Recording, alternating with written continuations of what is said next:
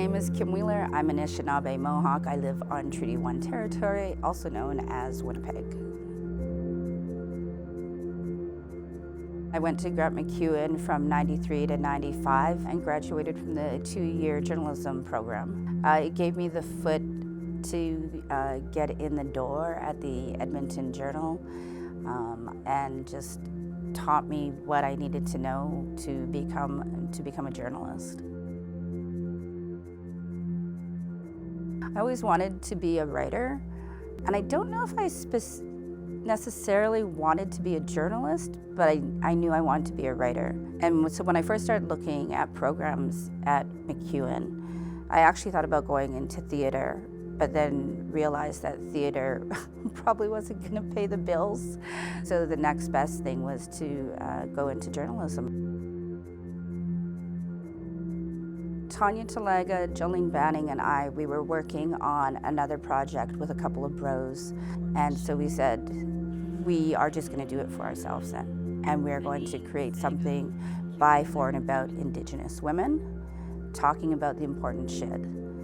And that's how it came about.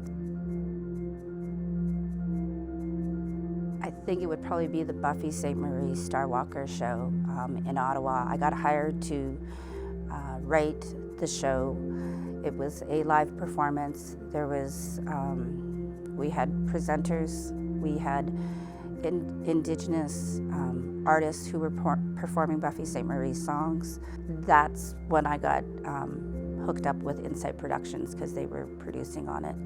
And they really liked me, I really liked them. They thought I did an outstanding job.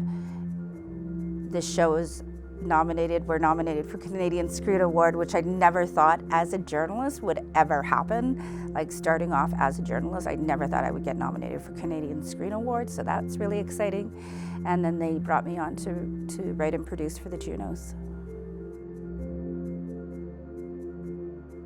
I still have a couple of episodes left to produce of the Indigenous Screen Office Storytellers, which is a podcast that focused on Indigenous filmmakers. I have, I think, two more episodes of Canada Land Back to produce with Karen Pugliese. And I'm going to be writing a feature documentary with my husband Jordan Wheeler for Tanya Talaga's company. And I have a call next week with Jennifer Podemski to move forward on a project for her company.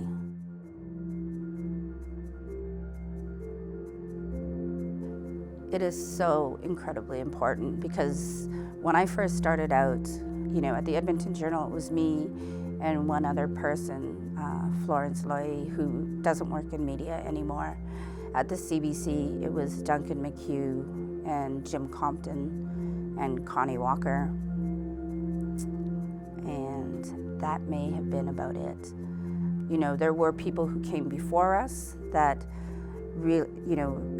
did the same jobs that I did, including my mother-in-law, Bernelda Wheeler, who has since passed, but she was on a show called Our Native Land that she did for 10 years between, I'm going to say 75 and 85, and then there was nothing for 30 years on CBC Radio that focused on Indigenous story. And now there's more Indigenous journalists. Non-Indigenous journalists have finally seen the importance of Indigenous story. So I think that's really fantastic, and they're really starting to treat those stories with the love and respect they deserve, and can see that we are more than just the stereotypes that have been painted for us in this country. The advice I would give to emerging media people is that if somebody doesn't hire you for the job you want, make the job yourself. Because there's so much space on the internet to create your own content. Anybody can do it, but not everybody can do it well. When I was at MacEwan for the journalism program, it always felt like the grass was greener, that the people who were coming from other universities out east who had the four-year journalism degree, they felt like they were better than a MacEwan grad. But MacEwan taught us so much. We learned so many hands-on things. Back then, their newspapers were still really big, so we learned how to build and design newspapers. We learned how to use the programs that before daily newspapers were using them. We learned that all at MacEwan. And so it really gave us a great base to start our careers.